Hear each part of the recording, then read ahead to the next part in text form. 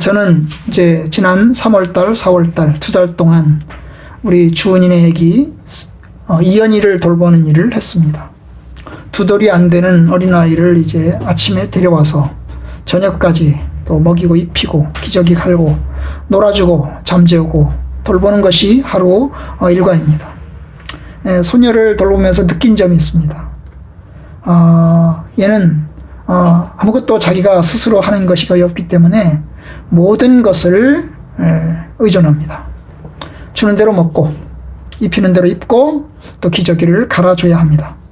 신호를 이제 뭐 똥 싸는 신호가 조금 있긴 있어요. 그래도 어쨌든 간에 기저귀를 갈아줘야 됩니다. 철저히 의존적입니다. 철저히 의존적이라는 말은 돌보는 사람의 영향을 받는다는 것입니다. 철저히 영향을 받습니다. 주 양육자, 부모 영향을 받는 것입니다. 한 사람이 태어나서 성장하기까지 우리는 우리 스스로 크는 것이 아닙니다. 양육자, 부모의 영향을 받아서 커가고 사람이 되어가는 것입니다. 그런 면에서 양육자가 누구냐?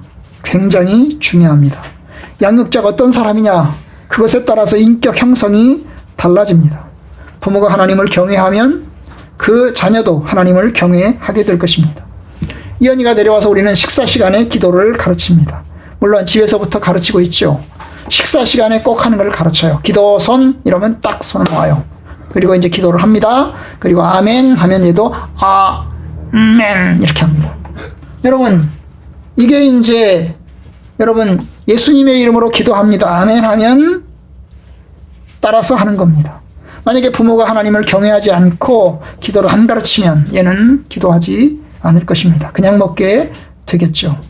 바로 그런 면입니다. 여러분 얼마나 자녀들이 부모의 영향을 받는가 하는 것을 보게 되는 것입니다. 오늘 말씀을 보시면 잠언서를 보면 잠언서는 부모와 자녀의 연속성을 보게 됩니다. 14장 26절 여호와를 경외하는 자에게는 견고한 의뢰가 있나니 그 자녀들에게 피난처가 있으리라.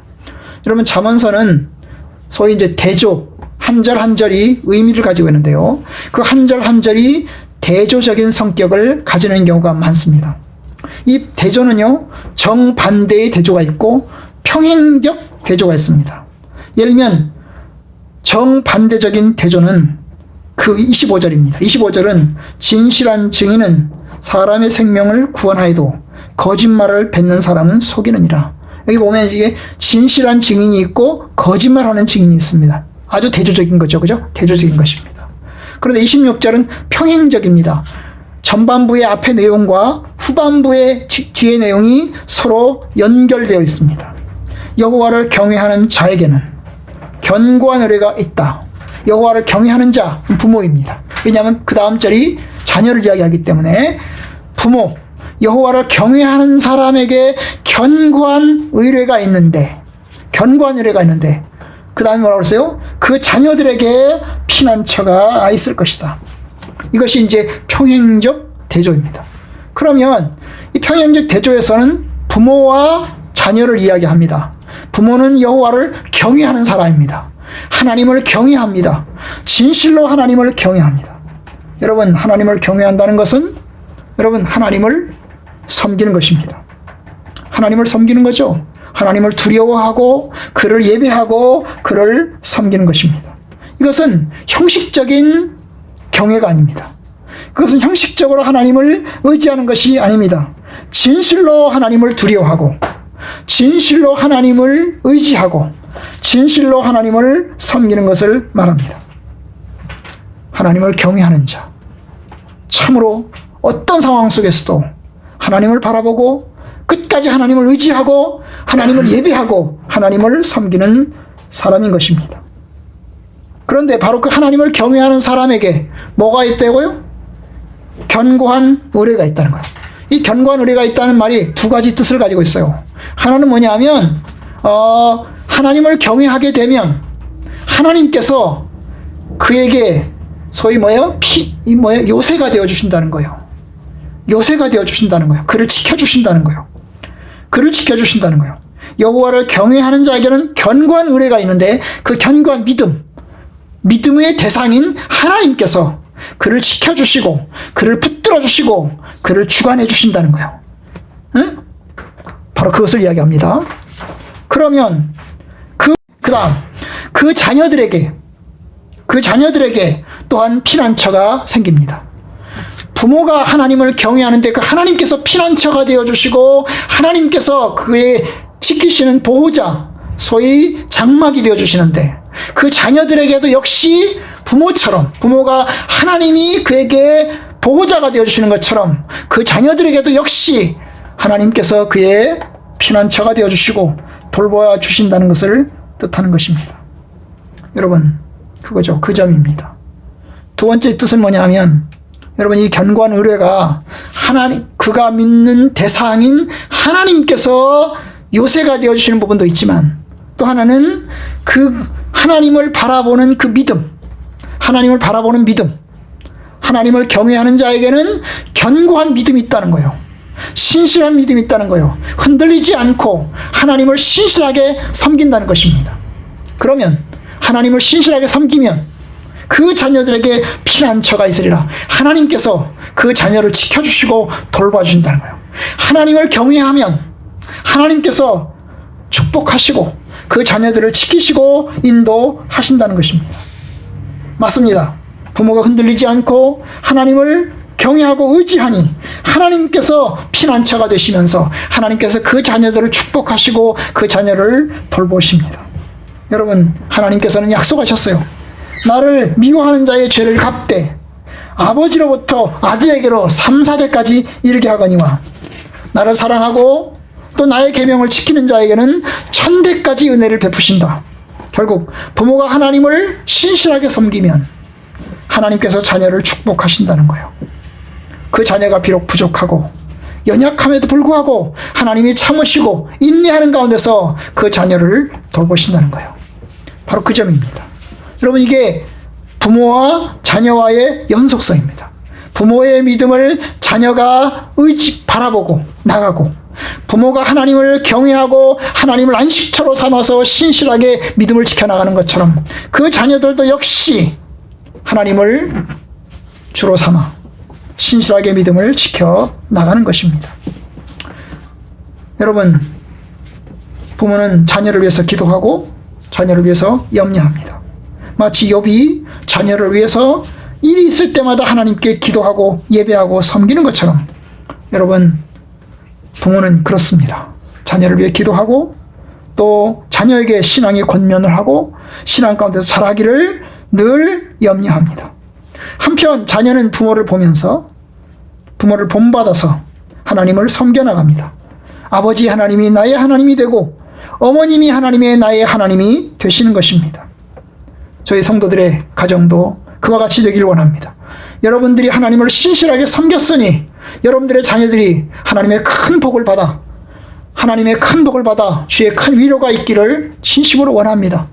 우리가 하나님을 신실하게 섬겼으니 우리가 하나님을 신뢰하고 살아가니 우리의 자녀들이 하나님에게 큰 은혜와 은총을 입기를 원합니다. 그리고 또한 동시에 우리가 하나님을 경외하고 섬기니 우리 자녀들도 우리의 믿음을 본받아서 신앙생활을 잘 감당해 나가기를 원합니다. 그런데 여러분, 이렇게 우리가 신실하게 부모를 섬기고 하나님을 섬기고 또 하나님의 뜻대로 살지만 자녀들에게 우리의 신앙과 우리의 삶이 전달되지 않는 경우가 많습니다. 근래에 들어서 부모가 신앙생활을 열심히 해왔지만 자녀들이 커서 더 이상 부모의 신앙을 따르지 않는 경우가 많은 것을 보게 됩니다. 제 옆에 사시는 분 한 분도 새로 이사 오신 분인데 다른 교회 안수 집사님이시래요. 근데 그 자녀들은 교회를 안 다닌답니다. 그의 아버지도 장로님이셨대요. 그분의 아버지 어머니도 장로님이고 권사님이셨대요. 그런데 이분도 신앙생활을 해온 거죠. 그런데 그 자녀들은 신앙생활을 안 하신다는 겁니다. 그러다 보니 교회가 이제 고령화가 되어가는 거예요. 뭐 결혼 안 해서 자식이 없다. 그래서 이게 끊기는 경우도 있지만 또 시골 교회처럼 자녀들이 다 도회지로 나가서 살다 보니까 시골에 노인들만 살아서 살다 보니까 교회가 노령화가 되는 경우도 있지만 여러분, 한 도시 안에서 여러분 한 교회가 고령화가 되는 겁니다. 물론 자녀들이 이제 어머님이 다니는 교회 나가보니까 답답한 거죠. 목사님의 설교 답답하니까 우리는 젊은 사람 설교 듣기 위해서 젊은 사람 찾아갑니다. 이렇게 해서 다른 교회를 옮겨가신 분들도 있습니다. 하지만 신앙생활을 하지 않는 경우도 많습니다. 왜 이렇게 되어갈까요? 저는 두 가지 이유가 있다고 봅니다. 그 첫 번째, 부모가 하나님을 경외하는 것이 참으로 하나님이 신실한 의뢰자, 견고한 의뢰가 되는 것이 제대로 되지 않는 것입니다. 여러분, 부모가 하나님을 신실하게 섬기는 것 제대로 안 하는 것입니다. 부모가 하나님을 신실하게 섬기는 걸 제대로 안 하면 우리 자녀들도 역시 신실하게 섬기지 않습니다. 자녀들은 다 봅니다. 다 봐요. 안 보는 것 같지만 다 봅니다. 부모가 하나님을 경외하는 것이 진짜인지 가짜인지를 봅니다. 부모가 하나님을 경외하는 것이 가짜라고 생각이 된다면, 그리고 형식적이라고 생각한다면, 여러분, 자녀들은 하나님을 섬기지 않습니다. 자녀는 부모가 가르치는 대로 크는 게 아니고 부모가 행동하는 대로 큽니다. 부모가 말로 시키는 대로 크는 게 아니고 부모가 살아가는 대로 살아갑니다. 여러분, 한 집에 가족병이 있습니다. 가족병이 뭐예요? 한 가족은 같은 병에 걸릴 확률이 매우 크다는 겁니다. 같은 병에 걸릴 확률이 매우 커요. 유전적인 요인도 있지만 환경적인 요인도 대단히 큽니다. 그 중에 하나가 뭘까요? 음식을 먹는 습관입니다. 여러분, 음식을 짜게 먹는 집이 있습니다. 음식을 짜게 먹는 사람은, 부모가 음식을 짜게 먹잖아요? 음식을 짜게 하잖아요? 그러면 자식들도 음식을 짜게 먹습니다. 어릴 때부터 습관이 되는 거예요. 평생 동안 짜게 먹는 부모 밑에서 큰 사람은 짜게 먹어요. 그런데 부모가 음식을 싱겁게 먹으면 그 자녀들도 성장하면서 싱겁게 먹게 될 것이고, 크고 난 다음에 음식을 싱겁게 먹어요. 그럼 여러분, 이게 가족병이에요. 가족병. 가족의 생활 습관이 거의 같이 가는 것입니다. 여러분, 하나님을 부모가 신뢰하고 진심으로 하나님을 경외한다면 여러분, 그 자녀들은 하나님의 뜻 가운데서 살아갈 가능성이 매우 큽니다. 근데 여러분, 그렇지 못한 경우, 부모가 하나님을 경외하는 것이 신실하지 못하면 그 자녀들도 합니다. 교회 가서는 아주 존귀하고 거룩하신 목사님이고, 아주 존귀하고 거룩하신 장로님이고, 권사님이고, 안수 집사님인데, 이 집에 오면 뭐예요? 집에서는 악마가 돼가는 부모님을 보면, 여러분, 부모를 신뢰하지 않습니다. 부모를 신뢰하지 않아요. 이게 두 번째, 부모에게서 자녀가 상처를 받는 것입니다. 부모가 자녀를 키우기 위해서 열심히 노력을 합니다. 먹이고 입히고 그러기 위해서 열심히 노력을 합니다. 그런데 자녀들이 부모에게 상처를 받아요. 상처를 받고 낙심을 하고 좌절감을 느낍니다. 여러분, 상처를 받는다는 것은 부모가 자녀를 학대하는 것입니다. 부모가 자녀를 학대하게 되면 그 자녀는 상처를 받아요. 그 부모가 특별히 예수를 믿는 사람이고 그 사람이 정말로 하나님을 경외한다고 생각되는 교회에서 중직자라는 사람이라면 여러분, 그 자녀는 상처를 받아요. 집에 오면 학대를 하면 상처를 받아요. 오래전에 이제 성북구 어느 집에서 화재가 났어요. 화재가 나가지고 부모가 불타 죽었어요. 근데 자녀가 불을 냈어요. 그것도 어린 자녀가 아니고 청년 같은 자녀가 30대인가 40대가 된 자녀가 불을 내가지고 불을 지르는 것입니다. 근데 그 부모는 장로님이고 권사님이셨어요. 부모는 장로님이고 권사님이셨어요. 네가 왜 불을 냈냐?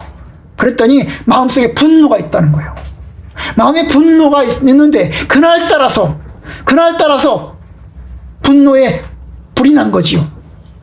기본적으로 부모에 대한 분노가 있는데 그날따라서 부모님이 와가지고 막 뭐라고 했겠죠. 그게 분노가 일으키면서 뭐예요? 자기도 모르게 불을 냈다는 거예요. 거기에는 사탄의 역사가 있겠죠. 그 분노를 통해서 그의 정신이 제대로 된 이성이 작동하지 않고 정상적으로 작동하지 않게 된 속에는 사탄의 역사가 분명히 있을 겁니다. 그런데 여러분, 기본적으로 그 자식이 부모에 대한 분노심이 있는 거예요. 여러분, 가정이 지옥인 사람이 있고 가정이 천국인 사람이 있습니다. 어떤 사람은 집 생각하면 아주 편안하고, 집 생각하면, 부모님 생각하면 아주 편안하고 좋은 사람이 있는가 하면, 어떤 사람은 부모님 생각하면 화가 나는 사람이 있고, 부모님 생각하면 지옥, 집 생각하면 지옥 같아서 들어가고 싶지 않은 사람이 있습니다. 집에 들어가고 싶지 않은 사람. 여러분, 이게 가정에 대한 감정이에요. 감정입니다. 그 감정이 우리 속에 있을 수 있는 것입니다. 여러분, 저도 어릴 때 부모님에게 학대를 좀 받았습니다. 저희 아버지의 학대를 많이 받았습니다. 그래서 집 밖에 나와서 집 안에 들어가지 않고 뭐예요? 밖에서 숨어서 잠잘 때가 많았어요. 다른 집의 헛간에 이게 뭐예요? 이 잡초들이죠. 소 먹이기 주기 위해서 쌓아놓은 그 잡초들 위에 올라가서 거기서 잔 적이 아주 많았습니다. 여러분, 이게 아버지를 생각하면 좋은 감정이 아니고 분노의 감정이 떠오르는 것입니다. 여러분, 부모들에게 학대를 받고 괴롭힘을 당하면 분노심이 생기고 낙심이 생깁니다. 그게 불신자였다면 그나마 나은데, 신자이고 그 부모님이 참으로 하나님을 경외한다고 말하는 사람인데도 불구하고 그렇다면 여러분, 부모가 믿는 하나님이 보이지 않는 것입니다. 우리는 나약하기 때문에 사실 부모에게 이런 저런 소리, 싫은 소리 할 수가 있어요. 노엽게 하는 일을 할 수가 있습니다. 성경은 말합니다. 아비들아, 너희 자녀를 노엽게 하지 말지니 낙심할까 함이라. 아비들아, 너희 자녀들을 노엽게라는 게 뭐예요? 자녀들이 분노심을 일으키도록 하지 말라는 거예요. 그 자녀들이 너희가 말하는 것이, 너희 행동하는 것이 그 자녀들에게 분노심을 일으키게 하지 말아라.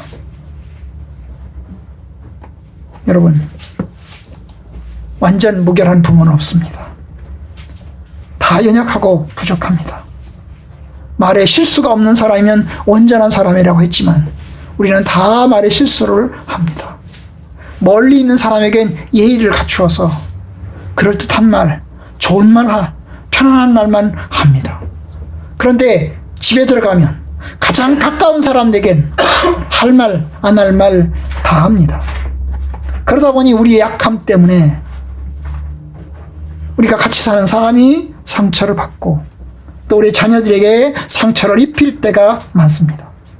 문제는 뭐냐면 상처를 주면 그날로 끝나야 되는데, 그래서 화해하고 풀고 정리하고 그 다음에 잊어버리면 좋겠는데, 문제는 뭐냐면 이게 그 상처가 하루가 가고 이틀이 가고 3일이 가면 여러분, 부모의 모습에 실망하고 분노하고 급기야 떠나고 맙니다. 여러분, 자녀들이 집을 떠나서 사는 사람이 있습니다. 편의에 의해서 직장 때문에 혹은 부모가 나가서 살아라 이렇게 해서 나가서 독립돼서 이제 컸으니까 나가서 살아라 이런 사람도 있는데, 어떤 사람은 10대 때 집을 떠납니다. 집을 나갑니다. 그리고 부모님을 보지 않습니다. 내 생전에 나는 부모님 만나지 않겠다. 보지 않겠다. 상처가 있는 거죠. 상처가 아주 큰 것입니다. 여러분, 그와 같은 일이 저와 여러분들 가운데 없기를 바랍니다. 부모가 된다는 것은 모델이 되는 것이고 선구자가 되는 것입니다. 그런 면에서 우리의 책임, 부모의 책임은 막중합니다. 여러분, 부모는 모델입니다. 부모가 하나님을 참으로 경외하고 하나님의 성도로서 살아가야 합니다. 살아가기 위해서 힘써야 합니다. 부모이기 이전에 한 사람의 성도로서 하나님과 나 사이에 살아서 서야 됩니다. 그걸 칼빈은 코람데오라고 했어요. 하나님 앞에서 다른 사람 앞에서가 아니라 하나님과 나 사이에 하나님 앞에서 내가 서 있는 것입니다. 게르케고는 단독자라고 그랬어요. 오직 하나님과 나와 단독해서 단독에서 만나는 것입니다. 단독자의 신앙이에요. 여러분, 하나님을 의지하고 하나님 중심의 삶을 살아야 됩니다. 특별히 어려울 때, 환난 가운데 있을 때 하나님을 의지하고 신뢰해야 합니다. 여러분, 자녀는 부모를 닮아갑니다. 부모가 짜게 먹으면 자녀도 짜게 먹습니다. 생활 스타일이 비슷한 겁니다. 가치가 닮아가는 것입니다. 어린 아이들은 아빠처럼 되고 싶습니다. 아들들은 주로 아빠처럼 되고 싶고, 딸들은 엄마처럼 되고 싶을 때가 많습니다. 나는 우리 아빠처럼 되고 싶어. 나는 우리 엄마처럼 되고 싶어. 여러분, 이게 그러려면 부모가 올바로 서야 되지 않겠어요? 아빠처럼 되고, 아빠를 좋아하고, 아빠처럼 되고 싶고, 엄마를 좋아하고, 엄마처럼 되고 싶고. 하나님 앞에서 우리가 믿음으로 서야 합니다. 믿음으로 서야 합니다. 성도들 여러분들이 하나님 앞에서 신실하게 믿음으로 서기를 바랍니다. 두 번째는 성실히 가르쳐야 합니다. 여러분, 부모님의 가르침은 많은 지식에 대한 것이 아닙니다. 사실 많은 지식은 이제 학교에서 습득을 합니다. 학교에서 습득을 합니다. 제가 수학을 가르치면 얼마나 가르치겠습니까? 영어를 가르치면 얼마나 가르치겠습니까? 이제는 우리 아이들이 저보다 더 많은 것을 알고 있습니다. 그런데 여러분, 부모가 하는 게 있어요. 부모가 하는 것은 사실은 반복해서 가르치는 것인데요. 가치관입니다. 정직해라, 부지런해라, 혹은 숙제해라, 밥 먹을 때 기도해라, 흘리지 말아라, 먹고 난 다음에 치워라, 뭐 이런 것들입니다. 여러분, 우리가 반복해서 날마다 우리 아이들에게 가르치는 것, 이게 가치관이에요. 가치관.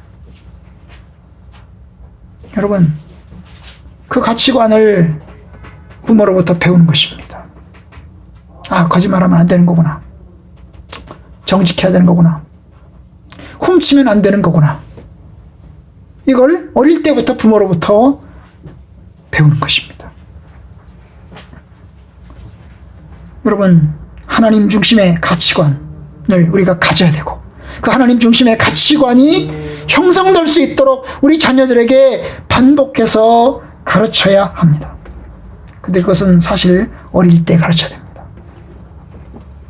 우리 집은 주일날 공부를 시키지 않습니다. 공부를 시키지 않아요. 주일날은 놀아라. 예배 드리고 난 다음엔 놀아라. 그 대신에 숙제할 거 있으면 토요일날 해놔라. 토요일날까지 해놔라. 이게 저희 집의 가치관입니다. 내일 시험이다. 월요일날 시험이다. 시험이어도 월요일날, 주일날 공부하라 안 합니다. 공부하라 안 합니다. 그냥 놀아라. 왜냐? 주일날은 주일이니까 하나님을 예배하는 날이고, 하나님의 날이니까 네가 하루는 안 시켜야 되지 않겠냐. 다만 할 게 있으면 토요일날 저녁까지 최선을 다해서 해라. 그래서 우리는 학교 숙제를 토요일날까지 시킵니다. 밤 10시, 11시까지 시킵니다. 우리 시연이도 어젯밤까지 늦게까지 했어요. 했습니다. 그리고 주일날은 쉬게 합니다. 우리 주영이가 고등학교 시절에 이제 학교에서 고등학교 시절에 수학여행을 갔습니다. 근데 주일날 수학여행을 간대요.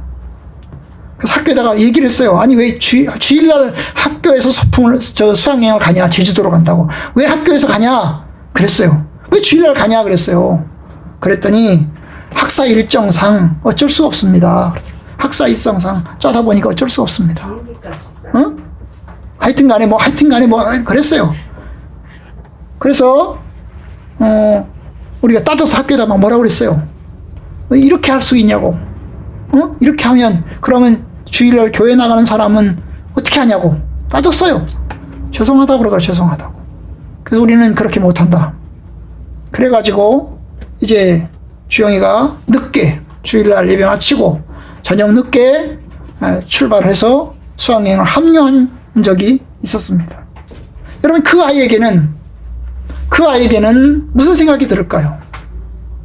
아, 친구들이 학교에서 다 수학여행을 간다. 그런데 우리 집은 이렇다. 부모님의 가치관은 이렇다. 늦게 간다. 이럴 때 이 아이에게 무슨 생각이 들을까요? 아, 주일날은 예배드리는 날이구나. 주일날은 하나님을 예배드리는 게 먼저구나. 이걸 배우지 않겠습니까? 배우는 것입니다. 또 이런 일이 있습니다. 고등학교 3학년 시절에 이제 대학교 입시를 하는데 여기저기다 수시 원서를 넣습니다. 수시 원서를 넣었어요. 그런데 어느 학교에 이제 이 면접이 주일날 면접이 있다는 거예요. 주일날. 여러 학교에 원서를 넣었는데 주일날 원서를 넣었어요. 물론 원서를 넣을 때 알았어요. 주일날 넣는 걸 알았어요. 알았는데 원서를 넣었어요. 그건 저희 불찰입니다. 저희 불찰이에요. 그래서 이제 원서를 주일날 아침에 어린이 예배만 잠깐 드리고 가라고 했어요. 그런데 얘가 안 갔어요. 집에 가서요. 주일날 면접 보러 가라고? 그러고서 집에 가서 땡 쳤어요. 안 갔어요. 주일날 안 갔어요. 안 갔으니까 떨어졌겠죠? 당연히. 네, 떨어졌어요. 그 학교는 떨어졌어요. 근데 그 아이 마음속에는 그런 거예요. 아니, 내가 아무리 대학 입시가 급하기로서니, 주일날까지 내가 시험 보러 가야 돼? 뭐 이런 겁니다. 이건 우리 아이에겐 부끄러운 일입니다. 제가 이렇게 참 제대로 하지 못한 부분도 있구나 싶습니다. 여러분, 이런저런 것들이 우리가 우리의 삶 가운데서 시간을 보내면서 이런저런 것들이 우리의 자녀들에게 가치관으로 형성이 되는 것입니다. 하나님 중심의 신앙, 교회 중심의 신앙, 하나님 말씀 중심의 신앙, 기도 중심의 신앙, 이런 것들이 우리 자녀들에게 가치관으로 어릴 때부터 작용하기 시작을 합니다. 그러면 신앙생활은 이렇게 하는 거구나를 배우는 것입니다. 여러분, 부모가 성실히 가르치는 것이 우리의 사명입니다. 여러분들 오늘 말씀처럼 되길 원하십니까? 여호와를 경외하는 자에게는 견고한 의뢰가 있나니 그 자녀들에게 피난처가 있으리라. 우리의 자녀들에게 피난처가 있기를 원하십니까? 우리 자녀들이 하나님을 피난처로 삼아서 하나님을 경외하고 하나님을 신실하게 섬기기를 원하십니까? 그러면 여러분, 우리가 하나님을 경외하고 하나님을 피난처로 삼고 하나님을 견고한 요새로 삼고 하나님을 신뢰하고 하나님을 따라서 살아가야 합니다. 우리 자녀들이 안다니까요. 우리의 삶을 다 안다니까요. 여러분, 자녀들이 하나님 부모님을 존경하고 우리 부모님을 따릅니다. 그것이 존경으로 나타납니다. 여러분, 성경은 여호와를 경외하라 라고 할 때 이 경외라는 말을 또 한 무리의 대상에게 두었는데요. 바로 부모님에게도 이야기를 했어요. 너희 부모를 경외하라 라고 가르치고 있습니다. 레위기서 19장 3절. 너희 각 사람은 부모를 경외하고 너희 각 사람은 부모를 경외하고. 여러분, 하나님을 경외하듯이 부모를 경외하는 것입니다. 신을 경외하는 이 용어를 바로 부모에게 적용시키고 있습니다. 하나님처럼 부모를 섬기라는 것입니다. 부모가 성실하게 자녀를 위해서 헌신하면 그 자녀는 부모를 존경하고 섬기게 됩니다. 홀로 된 어머니가 헌신적으로 고생하면 그 고생하는 모습을 바라본 자녀는 그 부모를 존경합니다. 여러분, 우리가 보통 이제 결혼하고 나면, 이제 자녀를 낳고 나면 딸은 결혼해서 자녀를 낳으면서 친정엄마를 더욱더 존경하게 됩니다. 친정엄마가 이렇게 고생하면서 나를 낳으셨구나. 이렇게 고생하면서 나를 키우셨구나 생각하고 엄마를 존경하게 됩니다. 아들은 결혼하고 나서 자녀를 낳고 키우면서 우리 아버지가 이룬 가정을 비교합니다. 우리 아버지가 이렇게 나를 힘들게 일하시면서 책임지시고 키우려고 했구나. 여러분, 그러잖아요? 그리고 부모를 존경하는 것입니다. 그리고 그 부모를 경외하는 것입니다. 여러분은 누구를 존경하시나요? 우리 성도들에게 묻습니다. 여러분은 누구를 가장 존경하시나요? 세종대왕을 존경하십니까? 이순신 장군님을 존경하십니까? 저는 그렇게 얘기하지 않습니다. 제가 가장 존경하는 분은 저희 어머니입니다. 저는 저희 어머님을 가장 존경합니다. 사실 저는 저희 어머님이 굉장히 싫었습니다. 굉장히 싫었습니다. 아주 창피했습니다. 우리 엄마가 어릴 때 제가 초등학교 다닐 시절에 국민학교 다닐 시절에 학교를 오려고 하면 학교 못 오겠습니다. 오지 말라고. 창피하다고. 못 배우고 무식하고 가난하고 오지 말라고 그랬습니다. 그리고 같이 손잡고 다니는 거 안 하려고 했습니다. 그런데요, 이제 어머님이 돌아가시고 나서 이제 살아가면서 자녀를 낳고 살아가면서 참 저희 어머님을 존경하게 됐습니다. 가장 존경하는 분 저희 어머니입니다. 여러분, 우리 자녀들도 마찬가지일 것입니다. 누구를 가장 존경하니? 그러면 부모님을 존경할 거예요. 물론 어떤 사람은, 어떤 친구는 그럴 거예요. 가람이 그럴까? 엄마 미워. 엄마 싫어. 그럴까? 아마 그럴 수 있어요. 지금이죠, 지금. 조금 더 크면, 조금 더 크고 나면 또 달라질 수 있습니다. 그죠? 달라질 수 있습니다. 가정을 돌보기 위해서 아침부터 밤늦게까지 일하시는 아버지, 얼마나 헌신적이고 힘들게 일했는지 참 등이 굽고, 그 다음에 여기저기가 쭈글쭈글 해가는 모습을 보는 그 자녀는 아버지가 불쌍하고 아버지가 존경스럽고 그렇습니다. 우리 자녀들이 부모님을 존경하길 원합니다. 여러분들이 여러분들의 부모님을 진심으로 존경하고 경외하기를 원합니다. 우리 아이들은 다 기억합니다. 우리가 하나님을 신뢰하는 것, 우리 아이들에게 다 전달되고 전수되기를 바랍니다. 그러면 저와 여러분들의 인생은 성공한 것입니다. 믿음의 선배들을 보십시오. 믿음의 선배들은 하나님을 경외하는 삶을 살았습니다.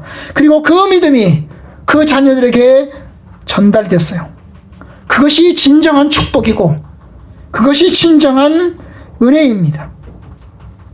여러분, 조금 못 살아도 괜찮아요. 조금 가난해도 괜찮습니다. 큰 부자가 아니어도 괜찮습니다. 그런데 여러분, 우리 자녀들을 위해서 기도하고 힘쓰는 부모들이 되어야 합니다. 참으로 우리 자녀들이 하나님의 말씀 가운데 올바로 서기 위해서 서도록 힘쓰고 노력해야 됩니다. 저와 여러분들의 가정이 그런 의미에서 하나님 앞에서 복된 가정이고 은혜의 가정이고 믿음이 전달되는 가정이 되기를 진심으로 원합니다. 부모님의 믿음이 자녀들에게 전달되어서 자녀도 하나님을 경외하는 그런 삶이 이루어질 수 있기를 간절히 축원합니다. 나를 사랑하고 헌신하고 희생한 그 부모님, 그리고 죽기까지 모든 것을 다 흘려주신 부모님을 가장 존경하는 그런 부모님이 되실 수 있도록 저와 여러분들이 하나님의 말씀 가운데서 양육하고 돌보고 섬기는 일, 그 책임을 감당하기 원합니다. 잘해오셨습니다. 지금까지 잘해오셨습니다. 그런데 좀 더 하나님 중심으로 해나가시기를 간절히 원합니다.